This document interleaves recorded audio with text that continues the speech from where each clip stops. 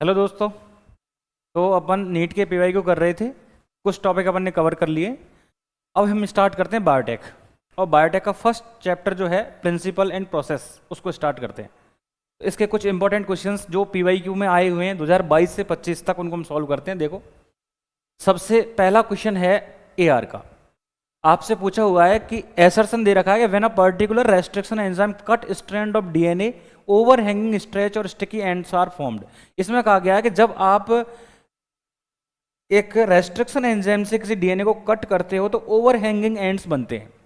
तो आप क्या है, अगर आपको आपका कंसेप्ट थोड़ा ठीक है तो आप रीजन को बिना पढ़े रीजन को सोचने का ट्राई किया करो थोड़ा देर, 2-4 सेकंड के, भाई क्यों हुआ ऐसा। तो आप बताओ ओवर हैंगिंग कट क्यों बनते हैं। अगर मान लो वो रेस्ट्रिक्शन साइट के बिल्कुल बीचों बीच काटता, अगर आरी रेस्ट्रिक्शन साइट के बिल्कुल बीचों बीच काटता तो यहाँ स्टिकी एंड नहीं बनते, ओवर हैंगिंग एंड नहीं बनते, यहाँ बनते non sticky and and blunt and बनते। और अगर वो इससे थोड़ा दूर काट रहा है, जैसे यहाँ और यहाँ काट रहा है, तो यहाँ ओवर हैंगिंग एंड्स बनेंगे। ऐसा ही देखो रीजन में लिखा हुआ है। रीजन में क्या लिखा हुआ है, रीजन में लिखा हुआ है some restriction enzymes cut the strand of DNA little away from the centre of palindromic site. अगर पैलिंड्रोमिक साइट के सेंटर से थोड़ी दूर अगर कट लगेगा तो एंड जो बनेंगे वो बनेंगे ओवर हैंगिंग, और अगर बिल्कुल एग्जैक्ट सेंटर पे कट लगेगा तो एंड बनेंगे ब्लंट एंड। तो ये इसका एक्सप्लेनेशन भी बिल्कुल ठीक है। तो ए और आर दोनों ठीक है और एक्सप्लेनेशन भी बिल्कुल है। तो आंसर आ जाएगा इसका नोट वाला नहीं, फर्स्ट वाला। इसमें नोट लिखा हुआ है, फर्स्ट वाला अपना आंसर आ जाएगा। अगर बात करें दूसरे क्वेश्चन की, तो 53 क्वेश्चन आपसे कह रहा है कि separation of DNA fragments is done by technique known as. अब ये तो सिंपल सा क्वेश्चन है, आपसे पूछा डीएनए के जो फ्रेगमेंट्स हैं उनका सेपरेशन किसके थ्रू करोगे आप। तो डीएनए के फ्रेगमेंट्स का सेपरेशन करते हैं हम जेल इलेक्ट्रोफोरेसिस से। इसके बाद अगला क्वेश्चन अगर अपन देखें, तो अगला क्वेश्चन कह रहा है कि द एंजाइम ए, यानी एंजाइम ए ने मार्क किया है और उसने कहा है कि the enzyme A is needed for isolating genetic material from plant cell. यानी ए वाला एंजाइम तो प्लांट सेल से जेनेटिक मटेरियल को आइसोलेट करने में काम आ रहा है, और बी वाला फंगल सेल से। तो आपने पढ़ा होगा प्लांट सेल से अगर आपको जेनेटिक मटेरियल ऑब्टेन करना है तो उसकी सेल वॉल को तोड़ना पड़ेगा, और उसकी सेल वॉल बनी होती है सेलुलोज की, तो उसके लिए जो एंजाइम काम आएगा वो आएगा सेलुलेज। और फंगल सेल की सेल वॉल बनी होती है काइटिन की, तो उसके लिए आएगा काइटिनेज। तो आंसर हो जाएगा इसका सेकंड। अगर हम बात करें अगले क्वेश्चन की, तो अगला क्वेश्चन कह रहा है agarose is a natural polymer obtained from seaweed. यानी एगेरोज से रिलेटेड आपको इसमें एगेरोज जेल इलेक्ट्रोफोरेसिस से रिलेटेड आपको स्टेटमेंट पढ़ने, और उसमें कहा है कि agarose is a natural polymer obtained from seaweed. बिल्कुल ठीक है, एगेरोज नेचुरल पॉलीमर भी है और इसको सीवीड से ऑब्टेन भी किया जाता है। पहला स्टेटमेंट बिल्कुल ठीक हो गया। दूसरा कह रहा था separation of DNA molecule in agarose gel electrophoresis depend on the size of DNA. बिल्कुल ठीक है, बड़ी साइज का डीएनए है वो दूर तक नहीं जाता है, छोटी साइज का डीएनए दूर तक ट्रेवल करता है। तो ये बात भी बिल्कुल ठीक है। थर्ड स्टेटमेंट की बात करें तो उसमें लिखा हुआ है the DNA migrates from negatively charge electrode to positively charge electrode. बताओ डीएनए खुद कैसे चार्ज का होता है। तो डीएनए का खुद का चार्ज होता है नेगेटिव। तो नेगेटिव चार्ज है तो ये किधर ट्रेवल करेगा बताओ, पॉजिटिव की तरफ। और यही कह रहा है कि नेगेटिव से पॉजिटिव की तरफ ट्रेवल करेगा, तो बिल्कुल ठीक है। अगला स्टेटमेंट कह रहा है the DNA is migrate from positively charge to negatively charge. ये गलत हो गया भाई, दोनों में से एक ही ठीक हो सकता था, तो ये ठीक है और ये गलत है। तो इनमें कौन कौन से स्टेटमेंट ठीक हो गए, ए बी और सी, और वो कौन सा है, सेकंड वाला। ए बी सी सही है, डी वाला गलत है। अगला क्वेश्चन, अगला क्वेश्चन कह रहा है in gene gun method use to introduce alien DNA into host cell micro particles of dash metal are used. तो आपने तो रट रखा होगा मेरे हिसाब से कि टंगस्टन और गोल्ड के माइक्रो पार्टिकल्स को यूज किया जाता है। बाई चांस इसका रीजन पूछ ले तो देखो ये दोनों के दोनों इनर्ट मेटल हैं, ये रिएक्टिव नहीं है और टॉक्सिक भी नहीं है, तो डीएनए को नुकसान भी नहीं पहुंचाएंगे और होस्ट सेल को भी कोई दिक्कत नहीं करेंगे, इसलिए हम इनको यूज करते हैं। सेकेंड वाला बिल्कुल ठीक है। अगला क्वेश्चन क्या कह रहा है, अगला क्वेश्चन कह रहा है विच of the following is not a cloning vector. आपसे पूछा कौन सा इनमें से क्लोनिंग वेक्टर नहीं है। आपने पढ़ा होगा YAC जो है इसको बोलते हैं ईस्ट आर्टिफिशियल क्रोमोसोम, ये बिल्कुल क्लोनिंग वेक्टर है। PBR322 ये बिल्कुल क्लोनिंग वेक्टर है। प्रोब बिल्कुल क्लोनिंग वेक्टर नहीं है। और BAC बैक्टीरियल आर्टिफिशियल क्रोमोसोम क्या है, क्लोनिंग वेक्टर है। तो प्रोब जो है ये तो सिंगल स्टैंडर्ड RNA या DNA मॉलिक्यूल होता है, इसको हम ऑलिगो न्यूक्लियोटाइड कहते हैं, रेडियोएक्टिव मॉलिक्यूल होता है। तो ये जो प्रोब जो है ये वेक्टर नहीं है। नॉट पूछा था, एक अपने इनकरेक्ट आ गया, तो आंसर हो जाएगा इसका थर्ड। अगला क्वेश्चन, अगला क्वेश्चन बोल रहा है कि main step in the formation of recombinant DNA are given below. आपको यहाँ स्टेप दे रखी है और इन स्टेप को आपको सीक्वेंस वाइज अरेंज करना है। सबसे पहले लिखा है insertion of recombinant DNA into host cell, दूसरा लिखा है cutting of DNA at specific location by restriction enzyme, और तीसरा लिखा हुआ है isolation of desired DNA fragment, और फोर्थ लिखा हुआ है amplification of gene of interest using PCR. तो देखो वैसे तो इसमें आंसर आप जब ये 2023 में आया था 2 आंसर शायद इसके दिए थे, फिर भी हम एक एप्रोप्रिएट आंसर टिक कर लेते हैं, बाकी दोनों आंसर ठीक माने थे, क्योंकि इसमें इस डीएनए खंड सेगमेंट को इसने बोला नहीं कि कौन सा है ओवरऑल वाला है, वेक्टर वाला है, कौन सा डिजायर्ड वाला है, तो इसलिए दोनों को मान के आंसर किया था। फिर भी हम देखते हैं, तो सबसे पहले हम देखते हैं, सबसे पहले आपने क्या किया, cutting of DNA at specific location. आपने मान लो इसको टोटल डीएनए माना है और इसको आपने स्पेसिफिक लोकेशन पे क्या कर लिया, कट कर लिया। फिर आपने क्या किया, इसमें से डिजायर्ड डीएनए सेगमेंट को अलग कर लिया, किसके थ्रू, जेल इलेक्ट्रोफोरेसिस के थ्रू, और उसके बाद अगर इसका नंबर कम है तो आपने पीसीआर के थ्रू इसको क्या कर लिया, डबल, और उसके बाद आपने इसको किस में इंसर्ट कर दिया, होस्ट सेल में। तो सबसे पहले आप किसको लिखोगे, बी को, फिर किसको लिखोगे, सी को, और उसके बाद डी को, और उसके बाद ए को। तो बी सी डी ए, तो आप फोर्थ आंसर को इसमें टिक कर लोगे।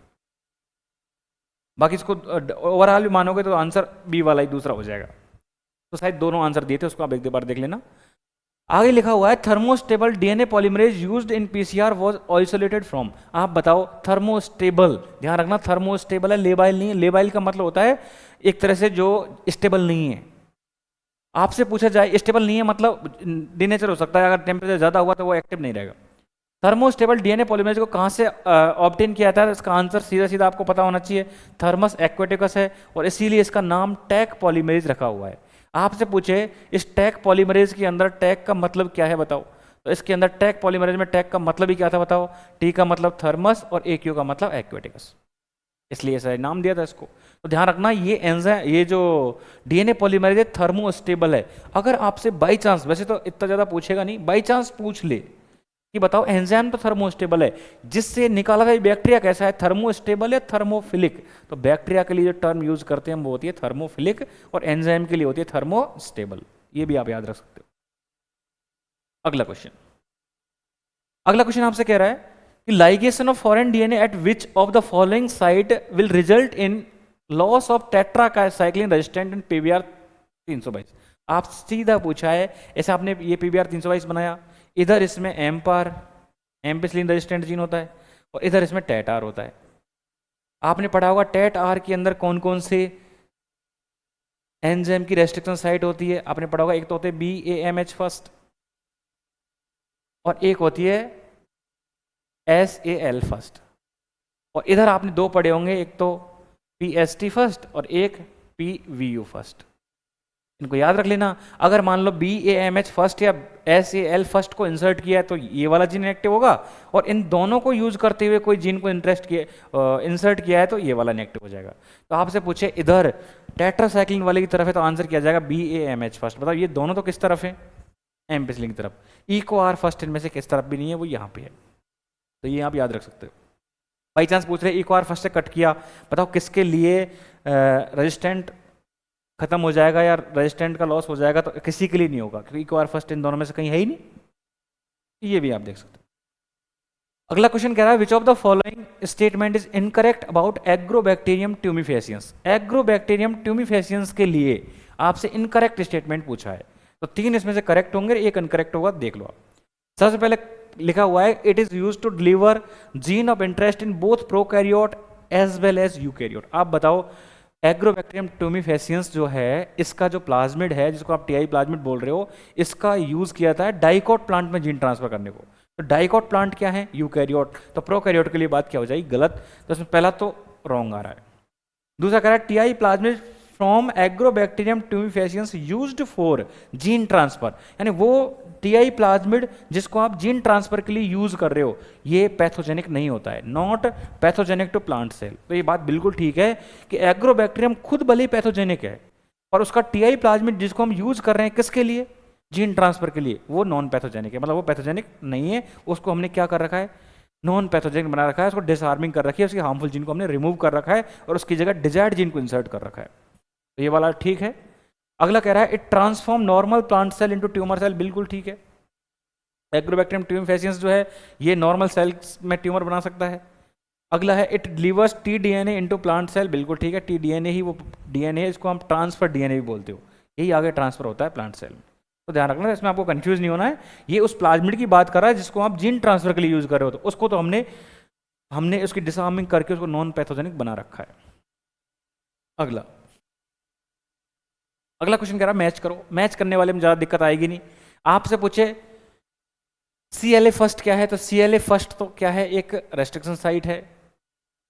आपसे पूछे डिसआर्म्ड रेट्रोवायरस किस में यूज किया जाता है, तो ये यूज किया जाता है deliver gene into animal cell. Retrovirus जो है ये एनिमल सेल के अंदर यूज किया जाएगा, पर इसमें इतना अच्छा कर रखा है, लिख रखा है कि हम पहले यूज करने से पहले उसको डिसआर्म कर देते हैं, मतलब उसकी पैथोजेनेसिटी को खत्म कर देंगे ताकि वो आगे उस सेल को इन्फेक्ट ना कर पाए, दिक्कत ना कर पाए। तो आप देख लो, बी में आ रहा है अपना थर्ड और सी में आ रहा है अपना फर्स्ट। बी में थर्ड और सी में फर्स्ट, बी में थर्ड सी में फर्स्ट, दो में आ रहा है। ए में 4 है, डी में सेकंड है। तो अपन बात करें कैनामाइसिन जीन जो है और एक कैनामाइसिन जो है, तो कैनामाइसिन जीन जो है रेजिस्टेंट जीन, इसको तो हम किसके लिए यूज करते हैं, सेलेक्टेबल मार्कर की तरह यूज करते हैं, कैनामाइसिन एंटीबायोटिक रेजिस्टेंस के देखने के लिए भाई है या नहीं है।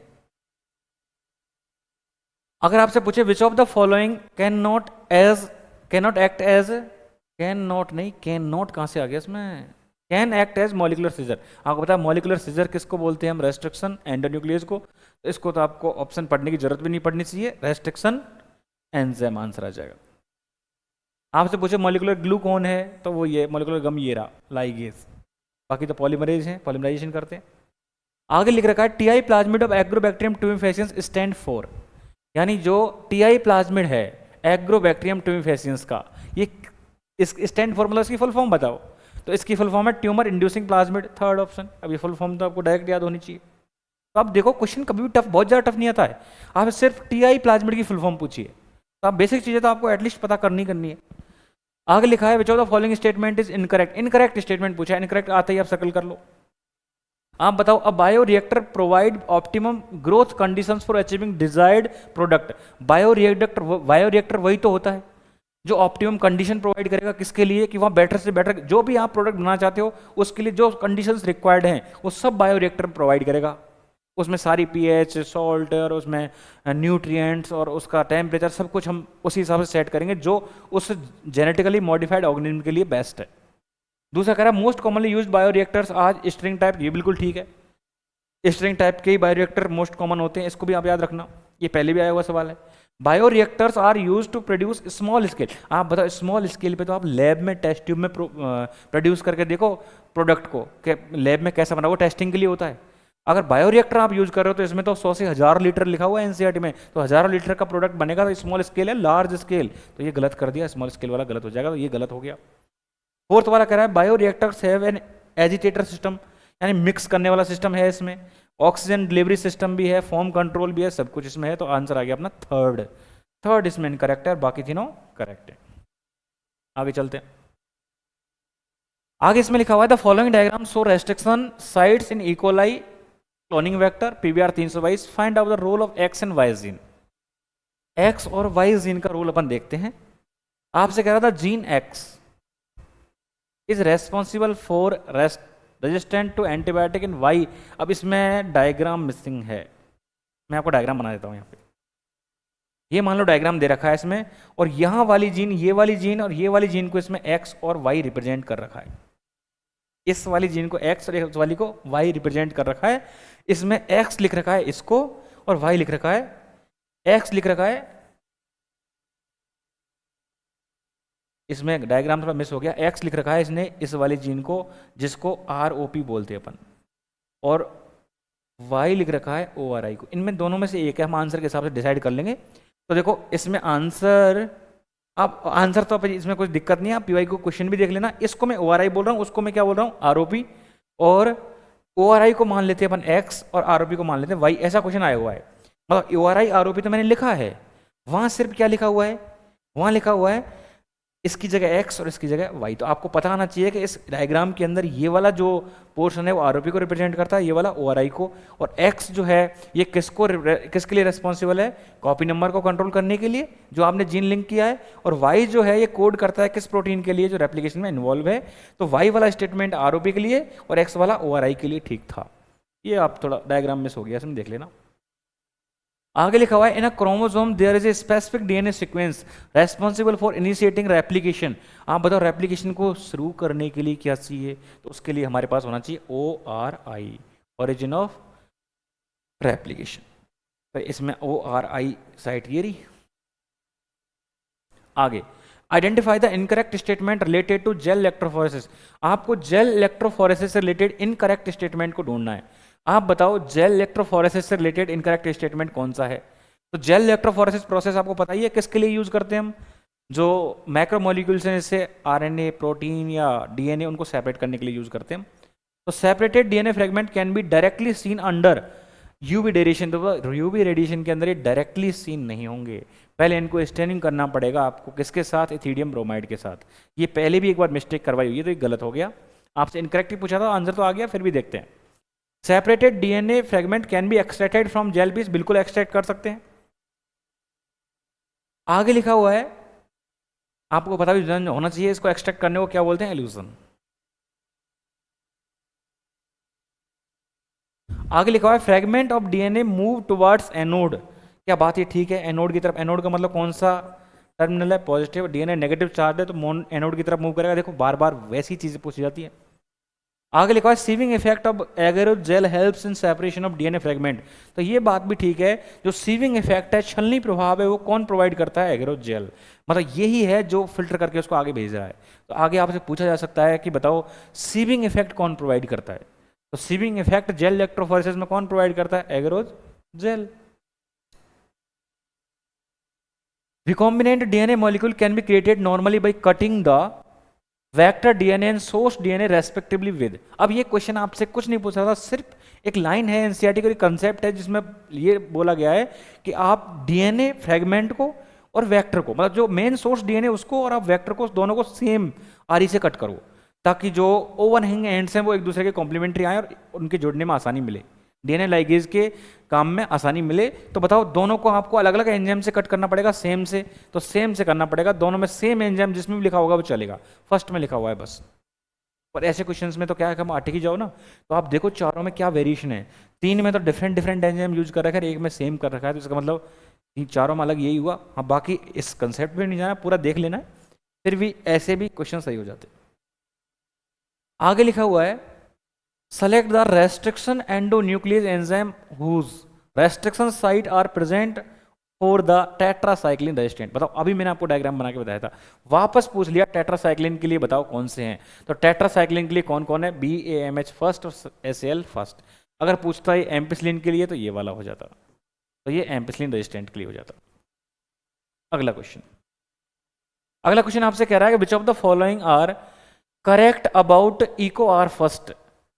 EcoR फर्स्ट के लिए आपको ठीक बताना है, EcoR फर्स्ट रेस्ट्रिक्शन एंजाइम है, इसके लिए आपको ठीक बताना है। Cut the DNA with blunt and, तो बताओ EcoR फर्स्ट तो स्टिकी एंड बनाता है, तो पहला गलत हो गया। दूसरा cut the DNA with sticky and, तो बिल्कुल ठीक है। रिकॉग्नाइज स्पेसिफिक पैलेंडियम, जितने भी आ रही हैं सारे के सारे स्पेसिफिक सीक्वेंस को रिकॉग्नाइज करते हैं। Cut the DNA between the base G. अब आपको EcoR फर्स्ट की तो एटलीस्ट सीक्वेंस याद होनी चाहिए, GAATTC जो उसने लिखा भी है, और G और A के बीच में कट करता है। यहां भी G और A के बीच में कट करेगा, और नीचे वाली स्ट्रैंड के अंदर भी ये G और A के बीच में कट करेगा, और तभी तो बताओ एंड कैसे बनेंगे, स्टिकी एंड। तो ये वाला भी बिल्कुल ठीक है। तो देखो इसमें D ठीक है, C ठीक है, B ठीक है, A गलत है, तो B C D only fourth answer हो जाएगा इसका। अगला आपसे क्वेश्चन का है following are steps involve in the process of PCR. PCR की स्टेप दे रखी है और आपको पीसीआर के स्टेप में सीक्वेंस बताना है कि इनमें आप सीक्वेंस में अरेंज करो इसको। तो बताओ पीसीआर का फर्स्ट स्टेप होता है डीनेचुरेशन। डीनेचुरेशन कितनी डिग्री सेल्सियस पे होता है, क्या इसमें काम आता है, तो आपको सब कुछ पता होना चाहिए। 94 डिग्री सेल्सियस पे क्या होता है, डीनेचुरेशन। ठीक है, तो डीनेचुरेशन 94 पे हो गया, तो सबसे पहले डीनेचुरेशन होगा, तो सबसे पहले तो होगा सी, और आप देखोगे सी एक ही ऑप्शन में बस। फिर भी आगे पढ़ लेते हैं अपन, ए भी दे रखा है। डी नेचुरेशन के बाद हम उसमें क्या करते हैं, प्राइमर जोड़ते हैं, प्राइमर जोड़ने को बोल रहे हैं हम एनेलिंग, तो फिर आएगा ए। उसके बाद क्या होगा, उसके बाद आप उसमें टैग पॉलीमरेज और डी ऑक्सी न्यूक्लियोटाइड डाल दो, मतलब ये डीएनटीपी और ये टैग पॉलीमरेज एंजाइम डाल दो, उसके बाद ये काम आएंगे, तो आगे इसका क्या हो जाएगा, एक्सटेंशन, मतलब वो चेन लंबी बन जाएगी। तो सबसे पहले तो डीनेचुरेशन, उसके बाद एनेलिंग, और उसके बाद वैसे एक्सटेंशन होता है, पर इसमें पहले एक स्टेप और दे दी, तो बताओ एक्सटेंशन पहले होगा या पहले ये काम आएंगे, तो इनके काम आने की वजह से तो एक्सटेंशन होता है, तो इसके बीच में हम किसको डाल देंगे, डी को, मतलब ट्रीटमेंट वाले को। तो सी के बाद ए के बाद डी, उसके बाद ये आ जाएगा, और फिर बी का मतलब उसके बाद पूरा डीएनए क्या हो जाएगा, एम्पलीफाई। और एम्पलीफाई में लिख भी रखा है 1 बिलियन टाइम्स, तो ये लगभग 30 साइकिल्स में 1 बिलियन टाइम्स ये क्या होता है, मल्टीप्लाई करता है। तो ये 30 साइकिल में होता है, ये भी याद रखना। इसमें कितनी साइकिल में कितना मल्टीप्लाई कर जाएगा, इसके लिए फॉर्मूला है 2 की पावर n, और यहाँ n होता है नंबर ऑफ साइकिल्स, और टोटल अमाउंट आ जाएगा डीएनए का कितना टाइम्स हो जाएगा पहले का। आगे लिखा हुआ है, in the above represented plasmid and alien piece of DNA inserted at EcoR first site, यानी आपने इकोआर फर्स्ट साइट पे इसको डीएनए को क्या किया, इंसर्ट। तो बताओ recombinant which of the following strategy will be chosen to the select recombinant colonies, और कहां इंसर्ट किया, इकोआर फर्स्ट साइट में। इसमें भी डायग्राम मिसिंग है, और इसमें डायग्राम बना हुआ है कि यहां पे आपको इकोआर फर्स्ट जो है उस साइट को बना रखा है किसके अंदर, लैक जेड जीन के अंदर, यानी बीटा गैलेक्टोसाइड वाला जीन जो है उसमें अंदर बता रखा है कि ये इकोआर फर्स्ट की साइट है। और उसके बाद इसमें एम्पिसिलिन अलग दिखा रखा है और टेट्रासाइक्लिन अलग दिखा रखा है। ये मैंने आपको डायग्राम बना दिया जो मिसिंग था। अब आप बताओ इकोआर फर्स्ट से इसको कट करेंगे तो लैक जेड इनएक्टिव हो जाएगा, यानी बीटा गैलेक्टोसाइडेज जो है ये एंजाइम प्रोड्यूस नहीं होगा। तो बताओ कैसी कॉलोनी आएंगी, तो इसकी वजह से कॉलोनी आती है कलरलेस, अगर ये प्रोड्यूस नहीं हो रहा तो, और ये प्रोड्यूस होता तो इसकी वजह से कॉलोनी आती है ब्लू। इसका मतलब रिकॉम्बिनेंट कौन सा होगा, जो कलरलेस कॉलोनी, व्हाइट कॉलोनी वाला होगा वो रिकॉम्बिनेंट होगा, और आपसे रिकॉम्बिनेंट को सिलेक्ट करवाया है। तो रिकॉम्बिनेंट कौन सा होगा, तो रिकॉम्बिनेंट में यहाँ किसी भी एंटीबायोटिक के लिए रेजिस्टेंस गायब नहीं हो रहा है, क्योंकि उसने एंटीबायोटिक वाला जीन यूज ही नहीं किया, उसने यूज किया इकोआर फर्स्ट जो जिसको लैक जेड बना रखा है। ये आप ध्यान रखना, नीट 2025 का क्वेश्चन है, देख लेना क्वेश्चन। इसमें बताओ जो रिकॉम्बिनेंट कॉलोनी है वो आपको व्हाइट दिखेंगी क्योंकि आपने लैक जेड को क्या किया, इनएक्टिव। अब इसको पीबीआर 322 से देखोगे तो वहां तो इकोआर फर्स्ट यहाँ था, उसके हिसाब से तो कोई ब्लू और व्हाइट का आता नहीं, पर उसने डायग्राम दिया हुआ है, और डायग्राम दिया हुआ है तो बताओ इसने बीटा गैलेक्टोसाइडेज वाले जीन को इनएक्टिव किया हुआ है। एक बात और ध्यान रखना, यहां बताओ क्या एंजाइम इनएक्टिव होता है, जीन इनएक्टिव होता है? इनएक्टिव तो जीन होता है, एंजाइम तो प्रोड्यूस ही नहीं हो रहा फिर, ठीक है, तो ये याद रखना। तो बताओ इसमें व्हाइट कलर कॉलोनीज को सेलेक्ट किया जाएगा क्योंकि इनमें ब्लू कलर तो आएगा ही नहीं, एम्पिसिलिन टेट्रासाइक्लिन की रेजिस्टेंस का कोई मतलब नहीं है, और ब्लू कलर दोबारा सेलेक्ट नहीं होगा, व्हाइट कलर को सेलेक्ट किया जाएगा। तो क्वेश्चन को आप वहां से एक बार देख सकते हो, वैसे मैंने समझा दिया। आगे लिखा है पॉलीमरेज चेन रिएक्शन में पीसीआर को एम्पलीफाई करना है, डीएनए क्या होगा। तो अब इक्वेशन मैंने आपको बताई थी 2 की पावर n वाली इक्वेशन होगी, तो इसमें 2 की पावर n वाला आंसर चला जाएगा। इसमें n क्या है, n है नंबर ऑफ साइकिल। अब इस बार मान लो फॉर्मूला पूछा था, अगली बार उसको अप्लाई करवा सकता है कि नंबर ऑफ साइकिल इतने हैं, इनिशियली डीएनए इतने था, कितना हो जाएगा, तो मल्टीप्लाई करके देख लेना, हर साइकिल में डबल होता है। भाई उसने कहा 30 साइकिल तक, उसमें लिखा हुआ था कि 30 साइकिल में 1 बिलियन हो जाएगा, तो उसने कहा 31 में कितना हो जाएगा, 2 बिलियन, 32 में 4 बिलियन, तो 30 साइकिल का दे रखा है तो 31 में 2 बिलियन हो जाएगा, क्योंकि ये हर साइकिल में डबल होता है। उसने पूछा 29 साइकिल में कितना होगा, तो 0.5 बिलियन आंसर दे रहा है, क्योंकि वो डाटा एनसीआर ने दे रखा है, तो डेटा के हिसाब से अपन को काम करना पड़ेगा।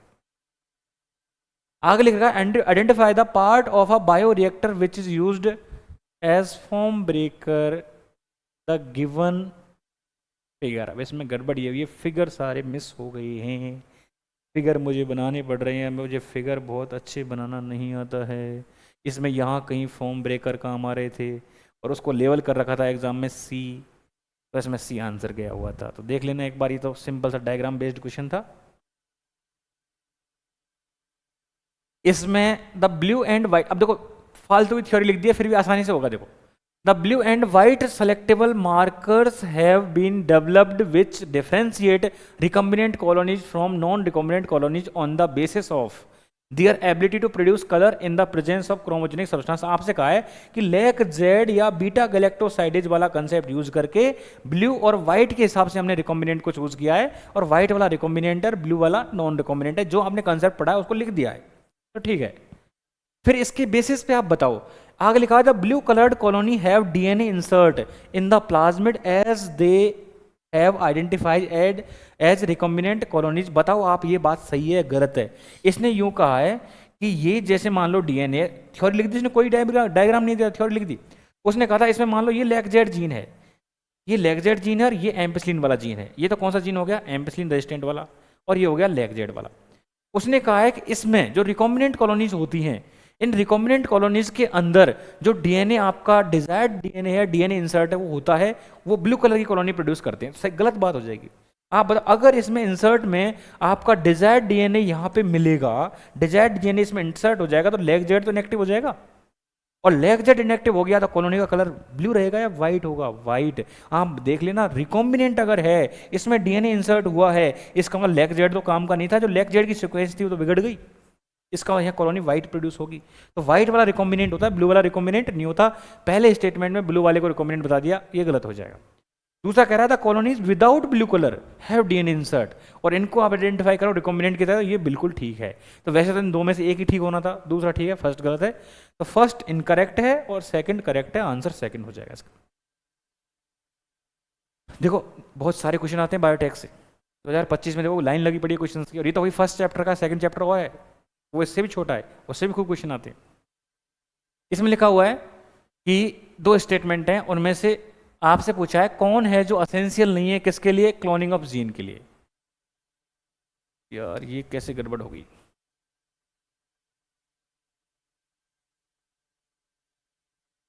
इस क्वेश्चन को आप देख लेना, उसमें असेंशियल कौन कौन होते हैं। एक तो होता है डीएनए लाइगेज, एक होता है रेस्ट्रिक्शन एंडोन्यूक्लियस, और उसमें जो आंसर गए हुए हैं वो है एक तो डीएनए म्यूटेज काम नहीं आएगा, और एक डीएनए रिकॉम्बिनेज काम नहीं आएगा। ये दो डीएनए रिकॉम्बिनेज और डीएनए म्यूटेज जो थे उसमें गलत लिख रखे थे, और बाकी जो काम आ रहे थे वो लिख ही रखे थे।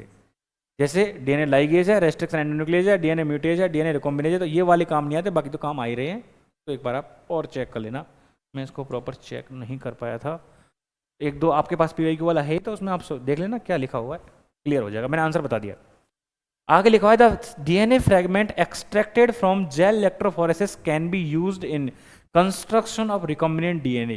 पहला कह रहा है कि जो डीएनए फ्रेगमेंट एक्सट्रैक्ट किया जेल फिश से, उसको आप रिकॉम्बिनेंट डीएनए बनाने में काम ले सकते हो। तो बिल्कुल, जैसे मान लो ये प्लाज्मिड था, और इस प्लाज्मिड के अंदर हम किसको ऐड करते हैं?